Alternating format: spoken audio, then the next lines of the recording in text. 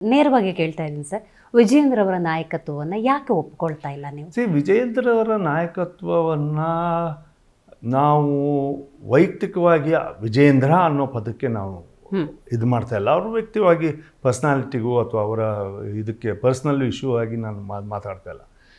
There is the strategy to win that 2028 elections. ಇವಾಗ ಮೊನ್ನೆ ನಡೆದಂಥ ಏನೋ ಒಂದು ಯಾವುದೋ ಒಂದು ಪ್ರತಿಭಟನೆ ಅಂತ ಹೇಳಿ ಮಾಡಿದರು. ಯಾವುದೇ ವಿಚಾರವನ್ನು ತಾರ್ಕಿಕ ಹಂತಕ್ಕೆ ಅವರು ತಗೊಂಡು ಹೋಗ್ತಕ್ಕಂಥ ಪ್ರಯತ್ನಗಳೇ ಆಗಲಿಲ್ಲ. ಮೂಡ ಇರ್ಬೋದು, ಬೆಂಗಳೂರಿಂದ ಅಲ್ಲಿ ಮೈಸೂರಿಗೆ ಪಾದಯಾತ್ರೆ ಮಾಡಿದ ತಕ್ಷಣ ಮೂಡ ಸಮಸ್ಯೆ ಬಗೆಹರಿಯೋದಿಲ್ಲ. ಮೂಡದಲ್ಲಿರ್ತಕ್ಕಂಥ ಮುಖ್ಯಮಂತ್ರಿಗಳು 14 ಸೈಟ್ ವಾಪಸ್ ಕೊಟ್ಟ ತಕ್ಷಣ ನಂದು ಜವಾಬ್ದಾರಿ ಮತ್ತು ಮುಗಿದೋಯ್ತು ಅಂತ ಹೇಳಿ ರಾಜಕೀಯ ಪಕ್ಷ ಬಿಡೋದಕ್ಕೆ ಸಾಧ್ಯ ಆಗೋದಿಲ್ಲ. ಅಥವಾ ಮೊನ್ನೆ ನಡೆದಂಥ ತೆರಿಗೆ ಹಾಕಿದ್ದಾರೆ ಅಂತ ಹೇಳಿ ಪ್ರತಿಭಟನೆ ಏನು ಮಾಡಿದರು ಪಕ್ಷದೊಳಗಿಂದ ಆಗಿರ್ತಕ್ಕಂಥದ್ದೇನು ಈ ಥರ ಮೂವ್ಮೆಂಟ್. ಯಡಿಯೂರಪ್ಪನವ್ರು ಹೋಗಬಾರ್ದು, ಯಡಿಯೂರಪ್ಪನವ್ರು ಬರಬಾರ್ದು ಅಂತಕ್ಕಂಥ ವ್ಯತ್ಯಾಸ ಅಲ್ಲ. ಆದರೆ ಅವರನ್ನು ಅನಿವಾರ್ಯವಾಗಿ ತಂದು ಕೂರಿಸ್ಕಂಥ ಪರಿಸ್ಥಿತಿ ಇವತ್ತು ಬಂದಿದೆ ಅನ್ನೋದಾದರೆ ಹಾಗಾದರೆ ಆರ್ಗನೈಸೇಷನ್ ಏನು ಮಾಡ್ತಾ ಇದೆ? ಅಥವಾ ಯಡಿಯೂರಪ್ಪನವ್ರು ಬಂದ್ಯಾರಂದರೆ ಉಳಿದಿರ್ತಕ್ಕಂಥ ನಾಯಕರುಗಳಿಗೆ ಯಾಕಿದು ನಾವು ಮಾಡ್ತಾ ಇಲ್ಲ? ಎಲ್ಲಿ ಈ ಸಂಘಟನೆ ಎಲ್ಲಿ ಹೋಗಿದೆ, ಎಲ್ಲಿ ಇದು ಎಡುತ್ತಾ ಇದೆ ಅಂತಕ್ಕಂಥದ್ದು ಸ್ವಾಭಾವಿಕವಾಗಿ ಗೊತ್ತಾಗುತ್ತೆ. ಆಮೇಲೆ ಈ ಒಂದು ಕ್ರೈ ಏನಿದೆ, ನಾನು ಕುರ್ಚಿನ ಉಳಿಸ್ಕೋಬೇಕು, ಈ ಅಳಲೇನಿದೆ, ನಾನು ಕುರ್ಚಿಗೋಸ್ಕರನೇ ಇರಬೇಕು, ಈ ಅಧ್ಯಕ್ಷ ಪಟ್ಟಕ್ಕೇನೆ ನಾನು ಇರಬೇಕು, ಪಕ್ಷ ಮುಂದಕ್ಕೆ ಬರುತ್ತೆ. ಯಾಕೆಂದರೆ ಈ ಒಂದೂವರೆ ವರ್ಷದ ಕೆಲವು ಪುಟಗಳನ್ನು ನಾವು ಹಿಂದೆ ಹಾಕಿದಾಗ ನೋಡಿದಾಗ ನಿಮಗೆ ಸೋಲಿನ ಮತ್ತು ನಮ್ಮ ಒಳಗೆ ಆಂತರಿಕವಾಗಿರ್ತಕ್ಕಂಥ ಸೋಲಿಸ್ತಕ್ಕಂಥ ಮತ್ತು ಚುನಾವಣೆಗಳಲ್ಲಿ ಬಂದಂಥ ಸಂದರ್ಭದಲ್ಲಿ ಸ್ಟ್ರಾಟಜಿ ಇಲ್ಲದೆ ಮಾಡ್ತಿರ್ತಕ್ಕಂಥದ್ದು ಎದ್ದು ಕಾಣಿಸುತ್ತೆ. ಬಸವರಾಜ ಬೊಮ್ಮಾಯಿ ಅವರು ಮುಖ್ಯಮಂತ್ರಿಗಳಾಗಿದ್ದರು, ಬಟ್ ಅದರ ಆಗಿನ ಸಂದರ್ಭದಲ್ಲಿ ಕಟೀಲ್ ಅವರ ಅಧ್ಯಕ್ಷತೆ ಇತ್ತು. ಇವೆಲ್ಲವನ್ನೂ ಕೂಡ ನಡೀತಾ ಇರಬೇಕಾದ್ರೆ ಯಡಿಯೂರಪ್ಪನವರ ನೇತೃತ್ವದಲ್ಲಿ ಆವತ್ತಿನ ದಿನ ಚುನಾವಣೆ ನಡೀತು. ನಾವು ಆಲ್ಮೋಸ್ಟ್ 122, 125 ಇರ್ತಕ್ಕಂಥವ್ರು ಎಲ್ಲಿ ಬಂದು ಅಂದರೆ 65ಕ್ಕೆ ಬಂದ್ಬಿಟ್ವಿ. ಹೌದು.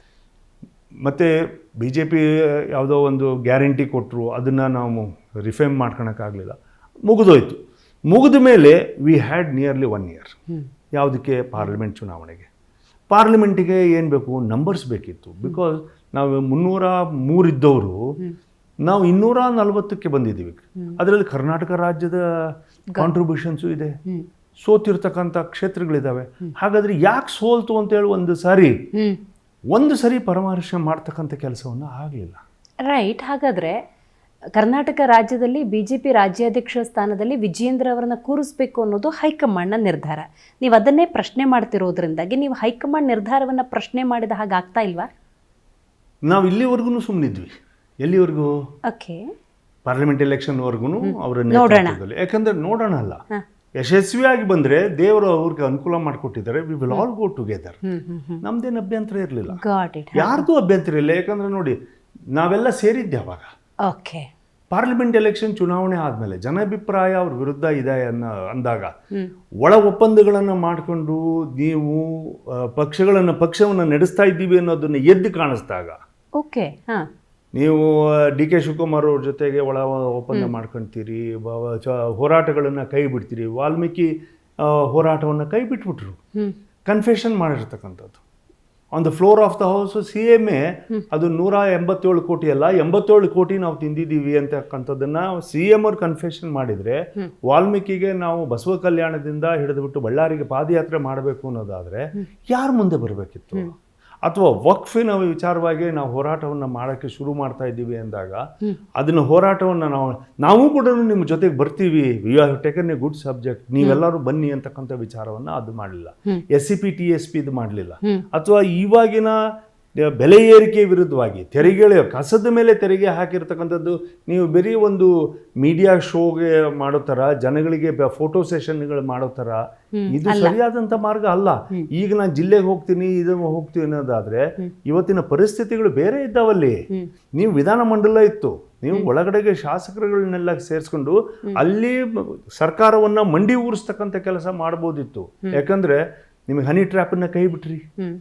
On the floor of the house ಒಬ್ಬ ST ರಾಜಣ್ಣ ಮಂತ್ರಿಗಳಿಗೆ, ಕರ್ನಾಟಕ ರಾಜ್ಯದ ಮಂತ್ರಿ ಆಗಿರ್ತಕ್ಕಂಥವ್ರು ನನಗೆ ಹಿಂಗೆ ಯಾರೋ ಒಬ್ರನ್ನ ನಮ್ಮ ಮಹಾನ್ ನಾಯಕರುಗಳು, ನಮ್ಮ ಪಕ್ಷದ ಮಹಾನ್ ನಾಯಕರು ಅಂತ ಹೇಳ್ತಕ್ಕಂಥ ಸಂದರ್ಭದಲ್ಲಿ ಅಂತ ಒಂದು ದೊಡ್ಡ ಇಶ್ಯೂ, ಹೌದು, ಸರ್ಕಾರಕ್ಕೆ ಮುಜುಗರ ತರ್ತಕ್ಕಂಥ ಇಶ್ಯೂ ಅಂತೇಳಿ ಅವರು ಅನ್ಕೊಂಡಿರ್ತಕ್ಕಂಥ ಸಂದರ್ಭದಲ್ಲಿ ಇಡೀ ಮೀಡಿಯಾ ಇದನ್ನ ಫೋಕಸ್ ಮಾಡ್ಬಿಟ್ಟು ಹೀಗೆಲ್ಲ ಅನ್ಯಾಯ ಮಾಡ್ತಾ ಇದ್ದೀರಾ ಮಂತ್ರಿಗಳಿಗೆ ಅಂತ ಹೇಳಿ ಮಾಡ್ತಕ್ಕಂಥ ಅವರು ಆ ವಿಚಾರ ಕೈ ಬಿಟ್ರಿ. ಪಕ್ಕದಲ್ಲಿರ್ತಕ್ಕಂಥ ಪರಮೇಶ್ವರ್ ಅವರು SC ಇಂದ ಬಂದಿರತಕ್ಕಂಥವ್ರು, ಪರಿಶಿಷ್ಟ ಜಾತಿಯಿಂದ ಬಂದಿರತಕ್ಕಂಥವ್ರು, ಎಲ್ಲಿ ಸಂವಿಧಾನದಲ್ಲಿ ರಿಸರ್ವೇಷನ್ಸ್ನವರನ್ನ ರಕ್ಷಣೆ ಮಾಡಬೇಕು ಅಂತೇಳಿ ಕಾನೂನಲ್ಲಿ ಸೋಮೋಟೋ ಅವರಿಗೆ ಕೇಸ್ ಹಾಕ್ತಕ್ಕಂಥ ಕೆಲಸವನ್ನ ಮಾಡ್ಬೋದಿತ್ತು, ಅವ್ರು ಅದನ್ನ ಕೈ ಬಿಟ್ರು. ಓಕೆ, ಪಕ್ಕದಲ್ಲೇ ಮುಖ್ಯಮಂತ್ರಿಗಳಿದ್ರು, ಅವರು ಕೂಡ ರಿಸರ್ವೇಷನ್ಸ್ ಕ್ಯಾಟಗರಿ ಬ್ಯಾಕ್ವರ್ಡ್ ಕ್ಲಾಸ್, ನಾವು ಯಾರು ಬ್ಯಾಕ್ವರ್ಡ್ ಕ್ಲಾಸ್ ಕಾನ್ಸ್ಟಿಟ್ಯೂನ್ಸಿ ಅಂತ ಬರ್ದೇ ಇರ್ಬೋದು, ಸಂವಿಧಾನದಡಿಯಲ್ಲಿ ನಮ್ಮೆಲ್ಲರಿಗೂ ಕೂಡ ನಮ್ಮ ವರ್ಗಗಳಿಗೆ ಒಂದು ರಿಸರ್ವೇಷನ್ಸ್ ಅಂತೆಲ್ಲ ಕೊಟ್ಟಿದ್ದಾರಲ್ಲ.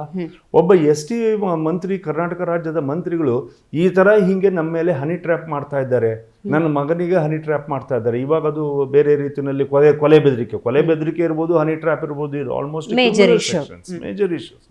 ಅದನ್ನ ಕೈ ಬಿಟ್ಬಿಟ್ರು. ಯಾರು ಮಾಡಬೇಕಿತ್ತು? ಪ್ರತಿಪಕ್ಷಗಳು ಮಾಡಬೇಕಿತ್ತು. ಹೌದು, ಪ್ರತಿಪಕ್ಷಗಳು ಮಾಡಬೇಕಿತ್ತು, ಮಾಡಲಿಲ್ಲ. ಎಲ್ಲದಕ್ಕಿಂತ ಹೆಚ್ಚಾಗಿ ಯತ್ನಾಳ್ ಅವರು ಆ ಸಂದರ್ಭಕ್ಕೆ ಯಾರೋ ಅವರು ಎದ್ದಂತ ಸಂದರ್ಭದಲ್ಲಿ ಈ ವಿಚಾರವನ್ನ ಕೈ ಎತ್ಕೊಳ್ಳಿ ಅಂತ ಹೇಳಿದಾಗ, ಹೌದು ಇದನ್ನ ನಾನು ಎತ್ಕೋಬೇಕಿದ್ದು ರಾಜಣ್ಣ ಅವ್ರದ್ದು ಇದು ಅಂತ ಹೇಳಿದಾಗ, ಪಟ್ಟಂತ ಹೇಳಿದಾಗ ರಾಜಣ್ಣ ಅವರು ಕನ್ಫೆಷನ್ ಮಾಡ್ತಾ ಇದ್ರು ಹಿಂಗಾಗಿದೆ ಅಂತ ಹೇಳ್ಬಿಟ್ಟು. ಆದ್ರೆ ನಮ್ಮ ಪ್ರತಿಪಕ್ಷಗಳು ನಮ್ಮ ಇಲ್ಲಿರ್ತಕ್ಕಂಥ ಗುಂಪುಕಾರಕ್ಕೆ ಹೆಂಗ್ ಮಾಡಿದ್ರೆ, ಚೀಟಿಯಲ್ಲಿಂದ ಬಂತು, ಅದ್ರ ಮೇಲೆ ಇನ್ವೆಸ್ಟಿಗೇಷನ್ ಮಾಡಿ ಅಂತ ಹೇಳಿ ಹೊರಟು ಹನಿ ಟ್ರ್ಯಾಪ್ನ ಬಿಟ್ಟು ಹೋಗ್ಬಿಡ್ತು. ಜಿ ಕನ್ನಡ ನ್ಯೂಸ್ ಈಗ ನಿಮ್ಮ ಮನೆಯಲ್ಲೇ ನೋಡಿ, ಎಲ್ಲ ಕೇಬಲ್ಗಳಲ್ಲಿ ಈಗ ಲಭ್ಯ.